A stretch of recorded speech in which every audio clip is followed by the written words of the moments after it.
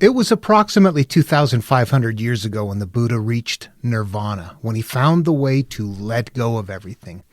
He found the pathway to inner peace, and he called that nirvana. And he also told us that this is everything I've come up with. Take it and continue to advance it. And as humanity advances, continue to grow it, continue to figure out what is going on here. And I'm not a god, I'm not a deity, don't deify me. This is for everybody to do. And I think we should take that seriously. I know a lot of people have a very standoff approach. Don't touch it. The Buddha did it. The Buddha said, no, please jump in here, get your hands into it, and figure out more. I believe that I have found a way to add one more pixel of resolution to the teachings of the Buddha, and I'd like to pass that along here. Hi, my name is Dan Paulson, and welcome to my channel, Just One Truth.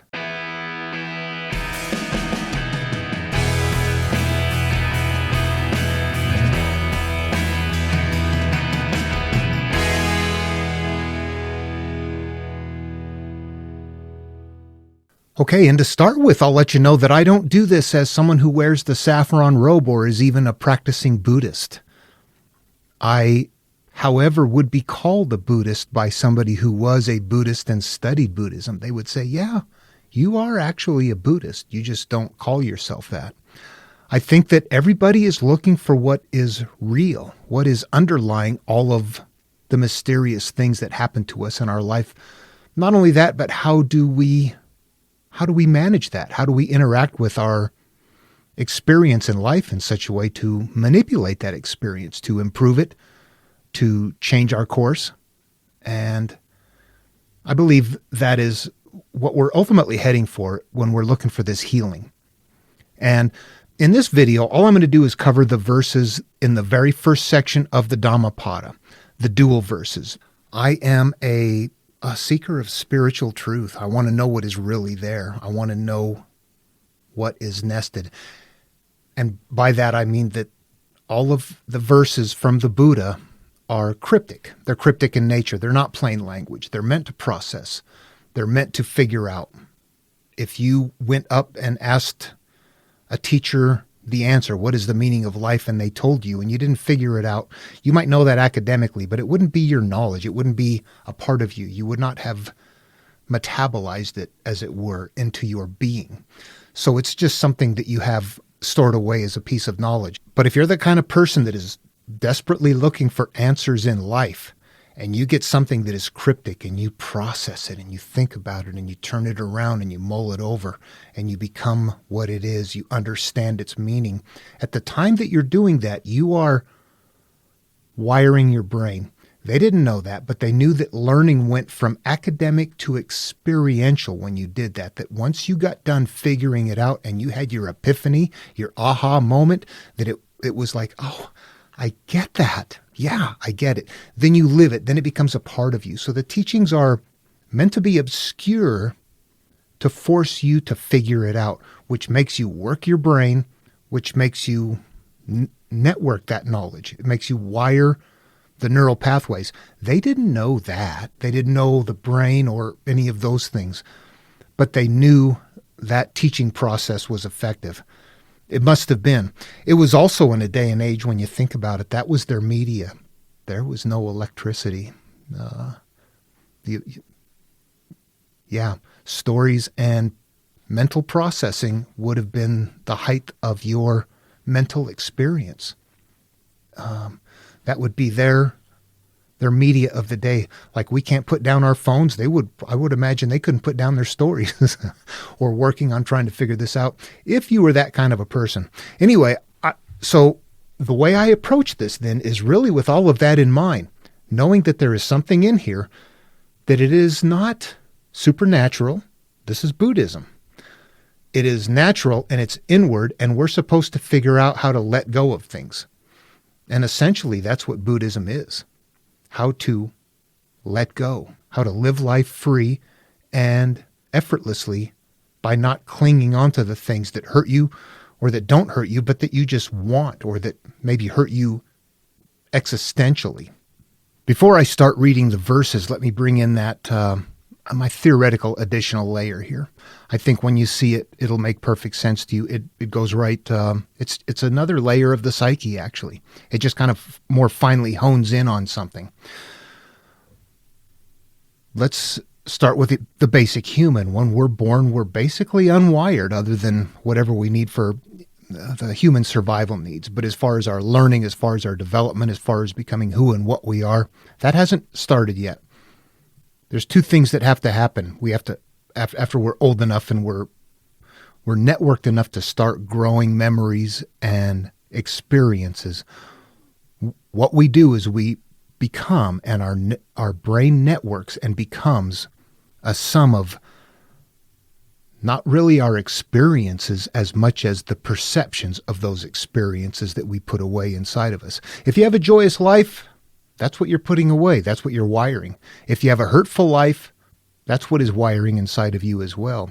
If you are being damaged somehow as a child, abused in some way, or maybe you're just living in a place, or it's just somehow things are hurtful to you. And you would know this by the way you feel about it. And it's going to be different for different people.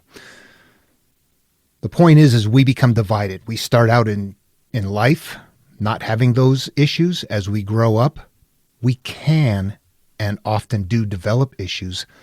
And that when we don't pay attention to them, they become what drives us in life. We become a product of those things. And when Buddha's talking about we are the sum of our experiences, that's it right there. We become products of who and what we are. Imagine taking two kids, twins born at birth in one part of the world, separate them away from each other, raise them in different cultures and in different religions, and they will become completely different people. And the only difference is what they wired to become. That's how the humans work. We work that way, and we're asleep. If you're a Buddhist or a Taoist, you are already inward turning. So we don't have to get to that point where you're trying to describe what we have to do. Obviously, what we have to do is go in and change the way we have experienced life or the way we feel about our life in order to change our future experience. Buddha starts right off with the twin verses, and I'm going to use the very common Mueller interpretation here. If people have the Dhammapada, they probably have this. So it's just the easiest one to use. And I'm going to start right off and read and just begin kind of a dialogue on the verses as we go along. What I'm going to show you is that there are multiple layers in here, and I believe, like I said earlier, that there's another detail that we could add into it that Buddha didn't have available to him. Okay, let's begin. Verse number 1. All that we are is the result of what we have thought. It is founded on our thoughts. It is made up of our thoughts. If a man speaks or acts with an evil thought, pain follows him, as the wheel follows the foot of the ox that draws the carriage. Okay, and then in a dichotomy, we go on to verse number 2. All that we are is the result of what we have thought. It is founded on our thoughts. It is made up of our thoughts. If a man speaks or acts with pure thought, happiness follows him, like a shadow that never leaves him. Okay, the first thing we notice is that both verses contain this right here. All that we are is the result of what we have thought. It is founded on our thoughts. It is made up of our thoughts. Okay, that's what we talked about just in the beginning there, that all that we are is the result of what we have thought. And when you look at that without taking it far back into the memory and to the development of neural pathways, it's difficult to see that. You think, well, I don't think those bad things. Why does bad stuff keep happening to me? Something happened long ago, but not anymore. Why does it continue? We're still a product of something that has happened that hasn't been resolved. And Buddha's going to get there. But also at the same time, we're seeing in the dual verses this idea of how you take things. You can have an experience happen and call it good, or call it bad, or have it benign. You store it away, you put it that way, it becomes a part of you that in its energy form continues to live out through life and continues to come after you. And do we see that? Sure enough. Let's go to the first verse. And what we have right away is this idea that what is different in here, there's a wheel that is cycling around and around. And the second one, the result is a shadow that stays kind of, that envelops everything. But in the first one, we have where the bad or the evil or the, and let's be careful about evil and bad. This is negative. This is derogatory. I think we have to get rid of our ideas about bad and evil. Anytime terms like that are used, I think we just need to change those to personally derogatory, how they hurt you. That is what we're looking for. Sins, evil. Those words, don't give them their meaning. Just understand them as an ought, a transgression, something that you're holding inside of you, something, well, you'll know what it is because you don't want to deal with it, or it makes you angry, or it acts out, or all those things. You can recognize them. And that wheel of the cart, it comes around and around and around. It keeps cycling, doesn't it? It doesn't go away. Not until you make some changes does something different happen. In the second verse, we see there then that it looks like it requires a pure thought for happiness to follow them, like a shadow that never leaves. And these thoughts, when you're looking outward, we think of the idea that it's the physical world, it's a current thought. When you're looking inward, the thought is something different. It's not, it's a stored memory. The thought becomes something that may have happened long ago, but its residue is still in place. That evil, and the evil might not, like I said, it might be shame. They might call it evil or sin or something like that when it's shame. And you might not make the correlation and go, well, that's not evil. That's not sinful. I got hurt. No, make the correlation. It is the stuff inside of you that hurts you. Like I said, don't call it sin thinking that it's something that you've done wrong. Call it a sin thinking that it's something that you're harboring inside of you that you don't want to deal with, that you need to get rid of. That's the accurate way to see it. And if you're familiar with Taoism, you'll see vestiges of, right off the bat, when Lao Tzu begins teaching and he tells you naming is the origin of all things. If you're looking outward, you would think, how does that work? Those things were there before. I didn't name them. They were there already. These verses are always looked at inward. If it's a spiritual verse, it's about your spirit. If it's a psychological verse, it's about your psyche. So we turn them inward and use them on ourselves if we're on this path. It was meant for us. Lao Tzu gets into the Tao, the way, the flow of things. Buddha's telling you right here, your life is unfolding based on who and what you are.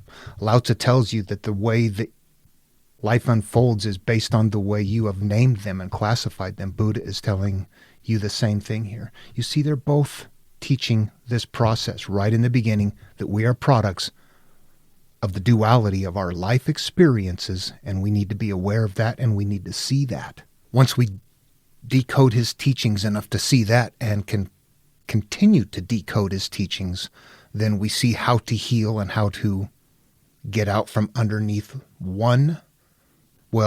to get rid of the wagon wheel that's following you and to become bathed in the shadow of goodness. Okay, I feel like I've set that up well enough for us to proceed at a faster pace. So I'm going to go ahead and move right on here to the next verses. He abused me. He beat me. He defeated me. He robbed me. And those who harbor such thoughts, hatred will never cease. Number 4, he abused me, he beat me, he defeated me, he robbed me. And those who do not harbor such thoughts, hatred will cease. Okay, again, it's very important. Turn the verse inward and don't look at it outward. Don't look at it as a physical thing. Don't look at it as looking at the world and thinking that if I let everybody off the hook that's done those things, that it will stop. We kind of see that the world doesn't actually work that way. People get robbed that we're not thinking about it. Something's wrong with this verse. Turn it inward. These are the things that we harbor inside of us that continue to reside in us.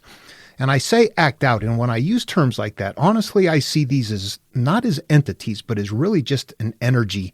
It is a memory and an emotional state with a level of intensity put away. That in the environment, when it finds things that it's attracted to, you meet each other, somehow they trigger, events happen over and over again. These are the things that we're holding inside of us. That he abused me, he beat me, he defeated me, he robbed me. The anger, the pain, the shame, the hurt, the things that we hold inside of us are the things that continue to act out. And those who harbor such thoughts, when we harbor those thoughts, we're giving them a safe place to reside. And we're doing that unknowingly by putting them there and not dealing with them and holding them under those terms. Okay, let's move on to the next one. Verse 5. For hatred does not cease by hatred at any time. Hatred ceases by love. This is an old rule. Okay, I separated the next two verses just because they don't seem to be a dual verse, although they definitely belong here. But this one is a healing verse. This one is the verse that probably makes a lot of people struggle. For hatred does not cease by hatred at any time. Hatred ceases by love. This is an old rule. You got to use this on yourself, your past, and what you're carrying. That's what it belongs to. That means that you have to find a way to love, or to somehow at least not be clinging to hatred or anger or shame from being molested, raped. What's happened to you that makes you hurt? Why would you forgive that person? Why would you try to love what happened? The reason is because when we don't, we harbor the energy of the way we experienced it to begin with. And that's that wheel that keeps cycling around and around. It's a part of what made us up, and it's a part of what continues to play out in us because of our exposure to people in the environment. It's going to continue to experience or emerge based on the way you hold the experience. And the only way to make it emerge differently is to change the experience. You can't change the event. You have to change the way you feel about it. That's actually where forgiveness comes in. When people say forgive them and you try and try and try and you think, I can't, I don't know what's going on. The problem is that you had an event and that you have a way that you hold that event. And this is the issue, the way you hold it. That right there is where everything else stems from. That is the seed. That is the problem right there. That is what has to be changed. And only when that changes does everything else change. Hatred isn't going to fix it. Only love will. And that doesn't sound fun. You got to find your way. You got to find your way. I had it. Yeah, I'll hold till the end. I think I'll throw in some ideas on healing if anybody wants to take this a little bit further, make it more personal for you. Okay, let's move on to the next verse then. Verse number 6. The world does not know that we must all come to an end here, but those who know it, their quarrels cease at once. All right, this is Buddha telling you, I'm not supernatural. In this case, it applies to either people who believe that life begins after you die or that you are reincarnated. This is him dismissing both of those.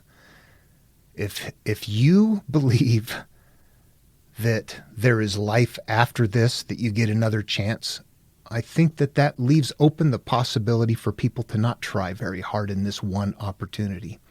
And I think a lot of people won't try, that they actually will prefer living their life thinking that there are other opportunities. But for those that are not in that frame of mind, he told us what to do. And yeah, before uploading the video, I added this in. I need to reconcile reincarnation, what I think Buddha means by that. I don't believe that that Buddha thought that you come back life after life. You can see there's evidence here that he thought otherwise. To me, when you are resolving these issues, that is analogous in many cultures to a rebirth or being born again.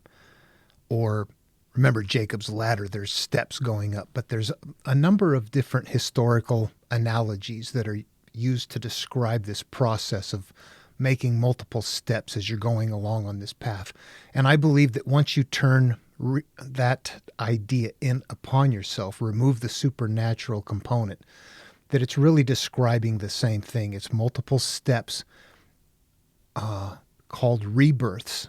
As you go along, each time you resolve something like that, you're closer to being back to being reborn again. You come back as kind of a new person then, because you're rid of the old stuff. Anyway, I just wanted to add that in. Okay, let's move on to the next verse. He who lives looking for pleasures only, his senses uncontrolled, immoderate in his food, idle and weak.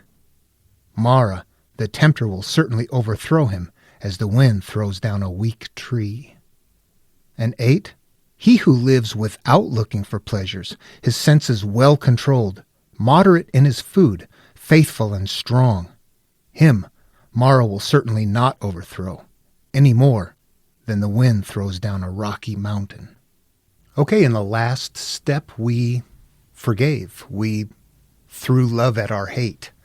Now what are we doing? We're looking ahead and saying, now that you've taken care of your baggage, now that you have rid that stuff, as you live your life, don't attach to things. You're looking for pleasure, senses uncontrolled, things like that. You're really living a life where you're constantly perhaps looking for desire, never finding satisfaction.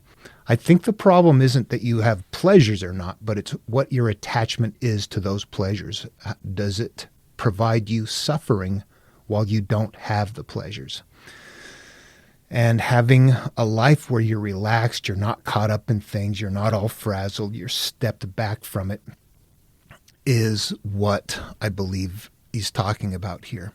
You're also looking at, if you look at what they're talking about, the food, being idle, senses uncontrolled, you start getting this idea of the 7 deadly sins, which are not really murder or anything, but it's lust, it's gluttony, it's things like that. It's living a life that is such that you're just kind of this out of control physical being that doesn't have a spiritual sense about you.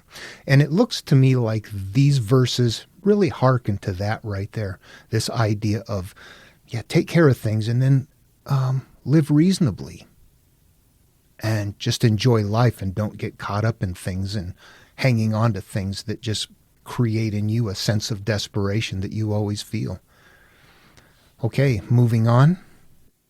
He who wishes to put on the yellow dress without having cleansed himself from sin, who disregards temperance and truth, is unworthy of the yellow dress. And 10. But he who has cleansed himself from sin is well grounded in all virtues and endowed also with temperance and truth. He is indeed worthy of the yellow dress. Okay, first it's a little up in the air on what it is to put on the yellow dress. One would assume that meant in order to become a monk, you must do this. And I don't think that that is exactly what he means. I think what he means is that if you are the individual or the type of individual that is going to turn inward and go on this soul search, then that is who you are.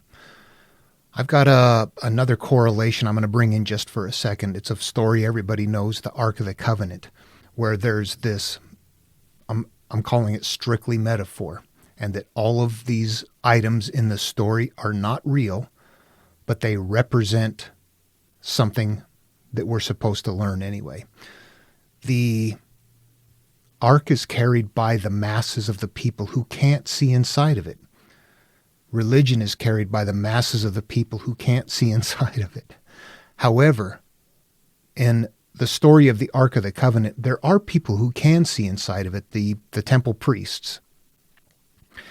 And how does one see inside of the story? You just become a temple priest. Or in this case, you become somebody who wears the yellow robe. You simply are an individual, regardless of what culture you're learning from, that if you are on this path, you will fit the category of the story of the person who is the priest, the seeker, the person who is off looking for adventure, the golden fleece, whatever. You are the person. The story is about you. So, yeah, the yellow robe. So here's what he is telling us. You got to do the forgiveness, then you have to do the virtues. You want to become this person, then you must do those things. And that's what he's basically saying here. I just told you what to do, and now I'm telling you, yeah, if you don't do them, you're not the person that is seeking inward. They who imagine truth in untruth and see untruth in truth never arrive at truth, but follow vain desires.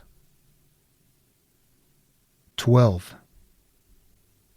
They who know truth in truth and untruth in untruth arrive at truth and follow true desires. Straight up, this is Buddha saying, use critical thinking skills. If you imagine truth where you don't see it, the supernatural, you are invoking explanations by saying spirits or something beyond, something that is non-demonstrable, something you can't see, taste, smell, touch.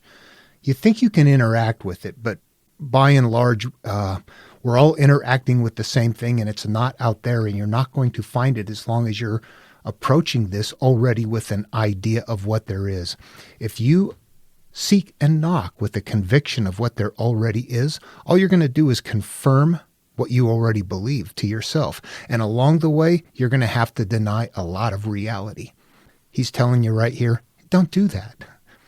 If you're asking questions of your belief and it falls apart, leave it behind. Keep going, keep going. Don't stop and say, I find truth in that. Yeah, this is it.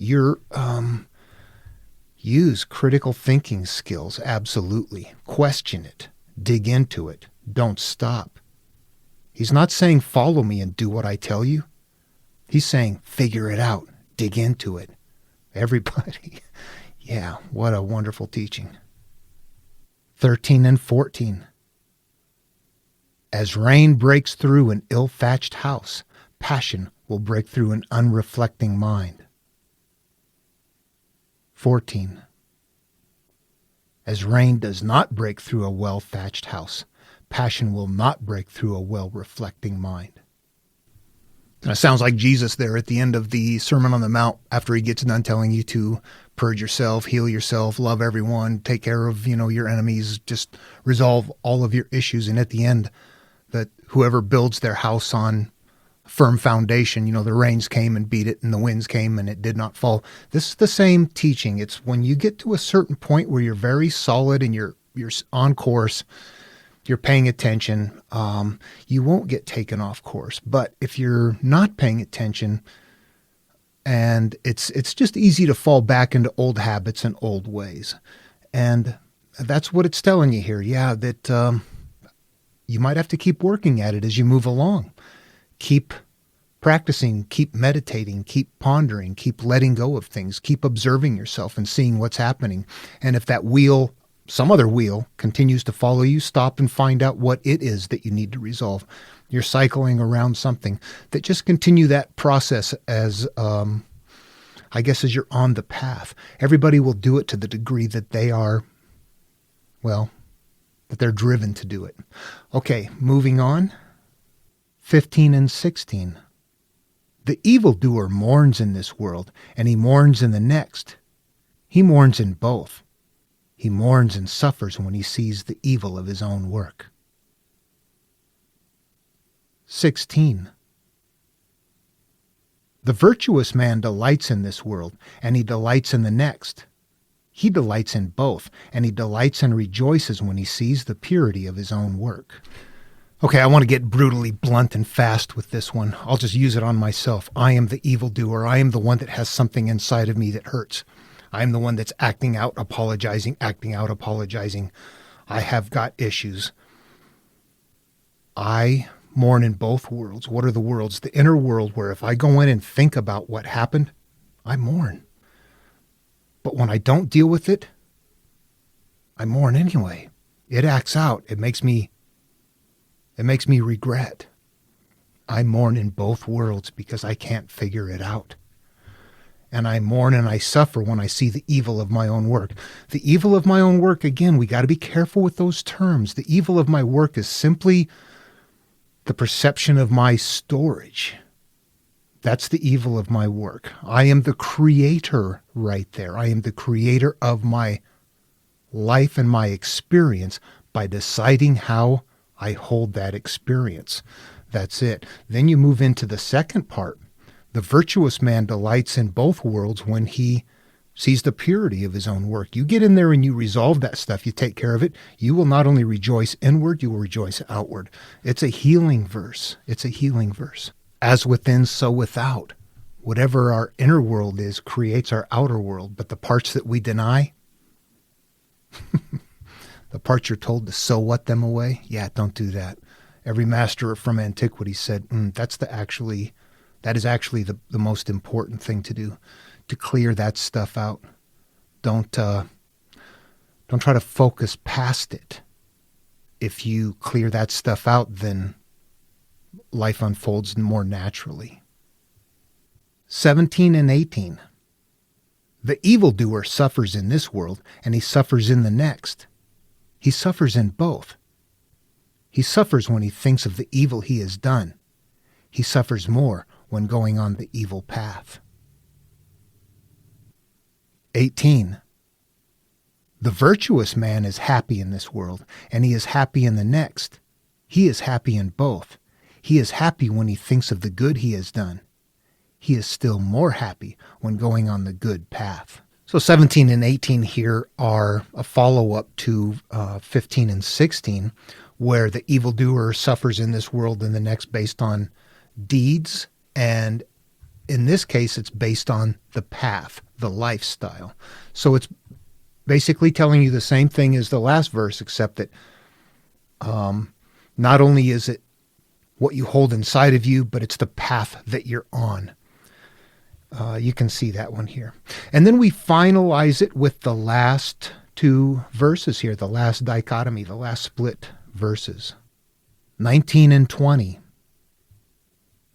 The thoughtless man, even if he can recite a large portion of the law, but is not a doer of it, has no share in the priesthood, but is like a cowherd, counting the cows of others.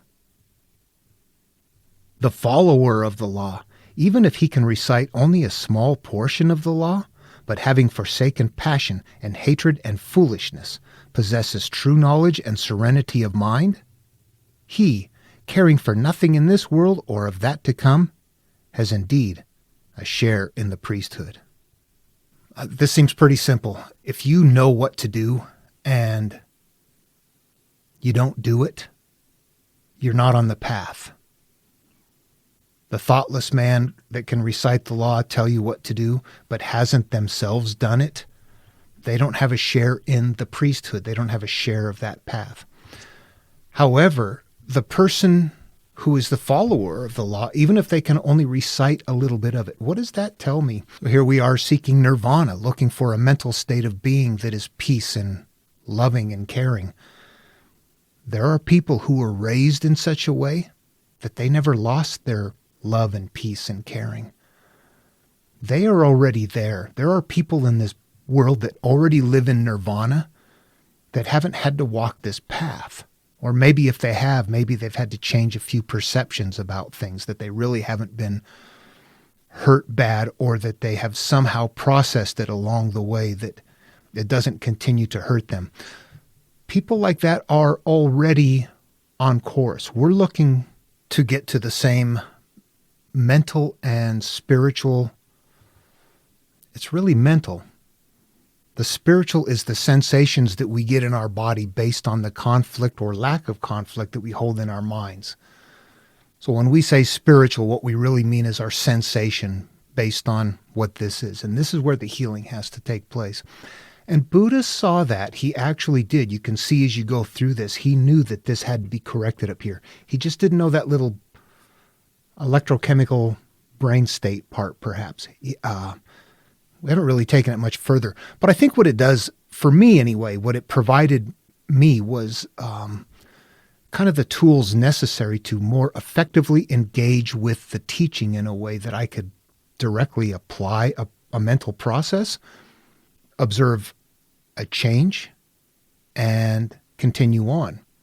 That it allowed me to kind of follow his teaching in a very positive way. I saw what to do. And anyway, yeah, you see, I get very analytical about this stuff, but it's I need to know how to engage with those things in life.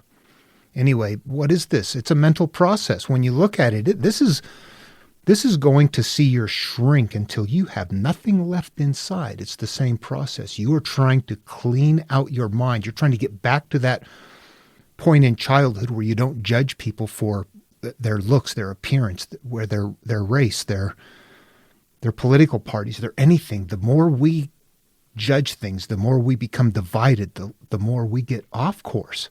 Those things that we pick up along the way are essentially little rudders to our flow of life that take us off course. You know, you could either have one big one that takes you where you want to flow, or a bunch of little ones that have you skirting all over the place. And I know Buddha didn't use those terms, but it's kind of the way that I see it here, that when we have those things inside of us, that we have to clear them out. In Hindu teaching, it was taught to clear out the third eye, the mind's eye. Jesus says to take the wood out, get all of the things clear out so that you can see clearly. That is what is happening in all of these teachings. Anyway, okay, that wraps up the dual verses. And I mentioned earlier that I was going to say something about how to maybe change some of the more difficult things inside of us, the forgiveness. I was going to talk about that a little bit because I think that's where people struggle the most. I did. I had a lot of struggles. And I'll tell you straight up my story. There's a lot to it. But basically, in a nutshell, there's a point where as a child, I was molested, and I didn't want anybody to ever know about that. I was going to hide it forever. It was too shameful. And it continued to hurt me. And I got to a point where I realized, oh my God, I've got to get that out of me somehow. It's just hurting me. It's haunting me. And I talked to somebody about it and got it out into the open. I aired it for the first time, and I felt like it was weeks before I felt the ground under my feet. I was so enlightened by it. And I realized as I'm going along that what is happening is that I am working on forgiveness. But instead of going into the whole story, I'm going to tell you this, what I eventually realized, what it was. Forgiving the person that hurt me was something I couldn't do. When I realized the reason I couldn't was because of the perception I had. The perception is what made me hate that person. I had to change that perception of the event, which means I had to find a way to be okay with being molested, which for me was, we all find ways of making it okay. I was a runaway going to die probably on the streets. I was in a bad place. And though I didn't go from that place to the metaphoric heaven, I had to take steps along the way. I survived. I'm alive. I'm okay. I learned lessons.